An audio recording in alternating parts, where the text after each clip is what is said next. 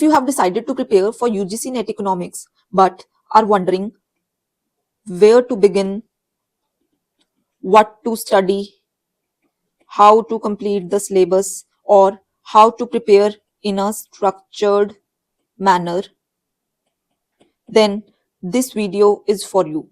Hello and welcome to Shivanomics.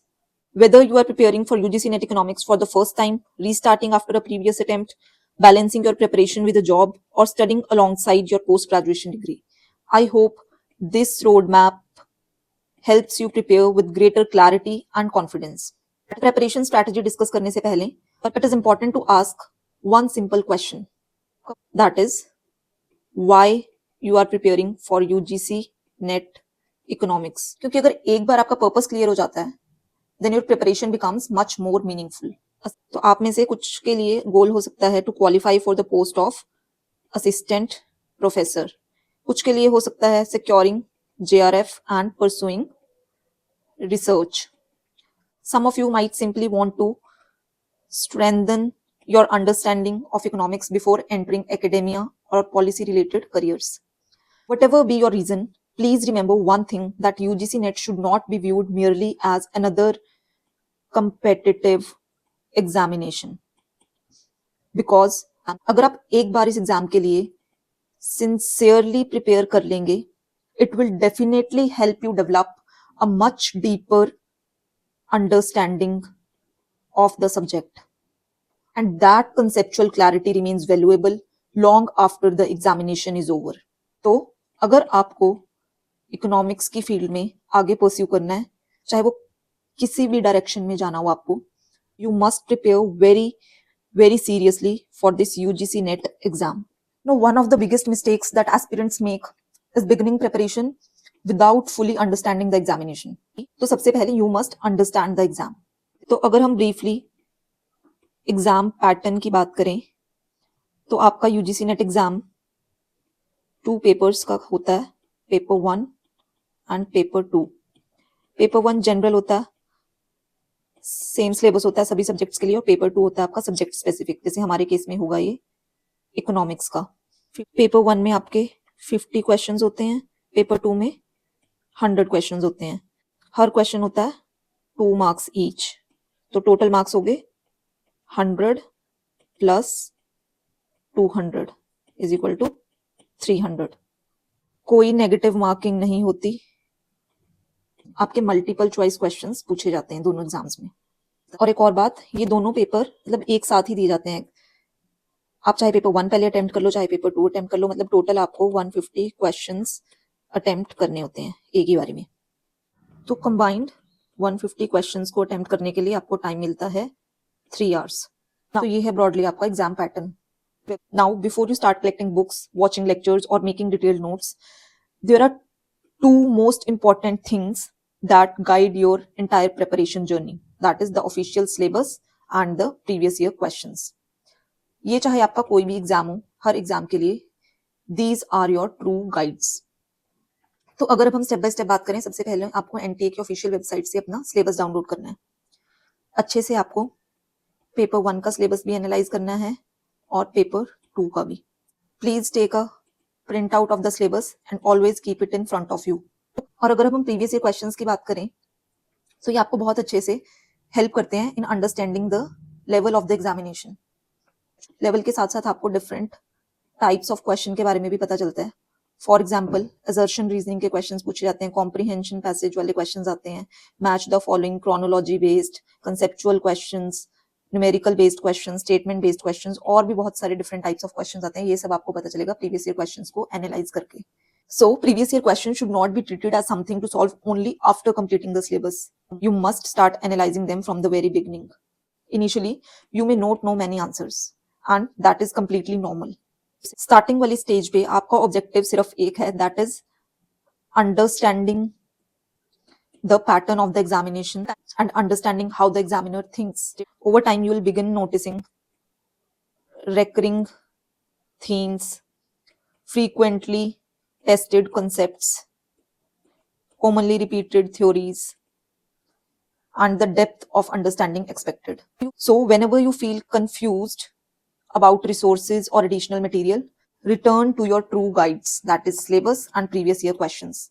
They help you distinguish between what is essential and what is merely interesting.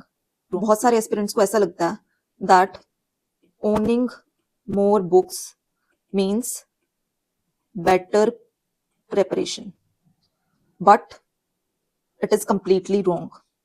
In reality, excessive resources usually create confusion rather than clarity. So you must choose your resources wisely. Select a limited number of standard sources, study them thoroughly, revise them repeatedly, complement them with previous year questions and regular practice. There is no need to collect every PDF or every set of notes available online. अब क्योंकि choosing resources is an important topic in itself, so I'll discuss the complete unit-wise book list in a separate video. Another common mistake that aspirants make is studying topics randomly, कि जब जो मन करा वो पढ़ लिया.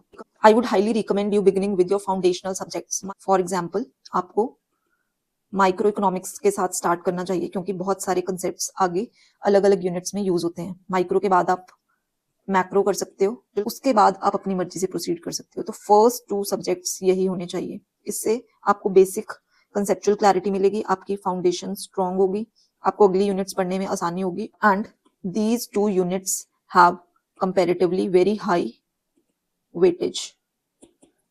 So once these foundations are reasonably strong, move towards the remaining units. एक और बात, please develop a habit of regular revision. Revision should be part of your preparation from the very beginning. हम सबको बहुत अच्छे से पता है that not every aspirant prepares under the same circumstances. Some students might have very strong foundation, while others might be starting from the basics. Some may be preparing full time, while others may be balancing their preparation with college, jobs, or other commitments. So that is why there cannot be one strategy that works for everyone.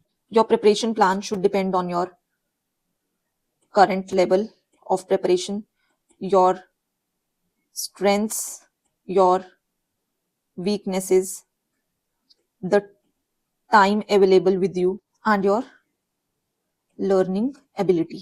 So instead of blindly following किसी और का time table या strategy, you must understand your own requirements and build a plan that works for you. For example, अगर हम beginners की बात करें, तो they should focus on building conceptual clarity, following the syllabus systematically, and developing consistency.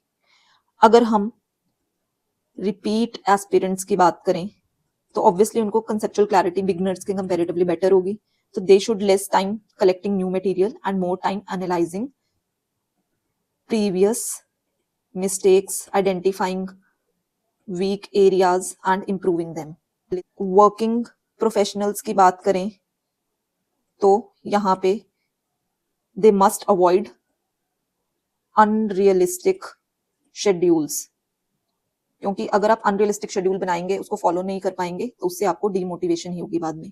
और so even 2 to 4 hours of focused study every day followed consistently over several months can produce excellent results.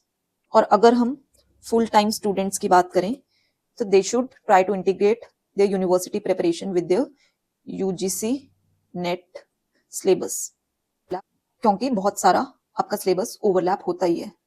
So the right strategy is not the one that is followed by everyone. It is the one that helps you make consistent progress towards your goal. Please remember one thing always, ये हर exam के लिए relevant है. Completing the syllabus is only one part of the preparation. Revision is what converts information into long-term retention. You must plan for multiple revisions rather than just one. You must prepare short concise notes over time, जिसमें आपकी important relevant information होगी. आपको एक important formula sheet prepare करनी चाहिए over time, जिसको आप बार बार revise करते जाएंगे और एग्जाम के टाइम में फॉर्मूलाज आपके दिमाग में अपने आप ही फिट रहेंगे. और एक सबसे इंपॉर्टेंट बात, you must keep an error notebook. इसकी रेलिवेंस आपकी आती है in the later phase of your preparation. जब आप इनफ मॉक टेस्ट दे चुके होंगे या प्रीवियस क्वेश्चंस अटेम्प्ट कर चुके होंगे, तो आपको पता होगा कि कौन सी एरर्स आप कंसिस्टेंटली करी जा रहे हो. So every mistake you make during the mock test or previous year question practice, that should be recorded in your error notebook. You must remember that revisiting your mistakes regularly is very beneficial. इससे आप वो जो mistakes आपने करी होंगी उनको exam में repeat नहीं करेंगे. कंक्लूड करने से पहले let me quickly summarise some mistakes that you should consciously avoid. सबसे इंपॉर्टेंट बात, डोंट इग्नोर पेपर 1. आपका JRF और नेट क्लियर करने में पेपर 1 की बहुत ज्यादा इंपॉर्टेंस होती है. You can not ignore this paper at any cost. आपको स्टार्टिंग से ही पेपर 1 साथ साथ प्रिपेयर करना चाहिए. Don't keep changing books. एक बार अच्छे से एनालाइज कर लीजिए सिलेबस, प्रीवियस ईयर क्वेश्चंस, और उसके अकॉर्डिंग एक बार जो आपको बेस्ट बुक्स लगती हैं वो चूज कर लीजिए. ऐसे नहीं कि एक टॉपिक पहले यहाँ से पढ़ लिया, फिर वहां से पढ़ लिया, फिर वहां से पढ़ लिया. उससे आपको कोई फायदा नहीं होगा, आपका टाइम वेस्ट ही होगा. Next is don't postpone revision. Ideally आपको क्या करना चाहिए कि जो आज दिन में पढ़ा उसको रात को एक बार रिवाइज कर लिया, अगले दिन सुबह उठ के नया पढ़ने से पहले कर लिया एक बार रिवाइज, और वीकली कर लिया आपने रिवीजन. फॉर एग्जांपल संडे को रख सकते हो आप अपना रिवीजन डे, जो भी पूरे वीक में किया. तो over a period of time आपकी काफी रिवीजन हो जाएंगी इस तरह से. अगला है don't depend entirely on Telegram material और रैंडम PDFs. जो हमारे स्टैंडर्ड सोर्सेज होते हैं उनका कोई सब्स्टिट्यूट नहीं है. And most importantly, don't assume कि आपने सिलेबस कंप्लीट कर लिया तो यू आर फुली प्रिपेयर्ड. आपको प्रीवियस क्वेश्चंस देखने हैं, उनको अटेम्प्ट करना है, मिस्टेक्स एनालाइज करनी है, मॉक टेस्ट लगाने हैं, फिर आपकी प्रिपरेशन कंप्लीट मानी जाएगी. और सबसे important, don't compare your preparation with others. Focus on following your own plan consistently.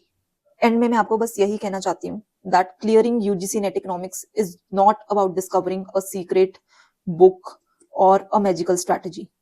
Strategy videos, book list videos सबके लिए available हैं, but exam सबका clear नहीं हो पाता. So it is about understanding the examination, following the syllabus carefully, using limited resources, learning continuously from previous year questions, revising consistently, and remaining disciplined over several months. Your preparation does not have to be complicated. In fact, a simple strategy followed consistently is often far more effective than a perfect strategy that is never implemented. I hope this roadmap gives you a clear direction for your preparation. In the next video, we'll discuss the complete unit-wise book list for UGC NET economics so that you can choose your resources with confidence. So, thank you for watching. I wish you all the very best for your preparation.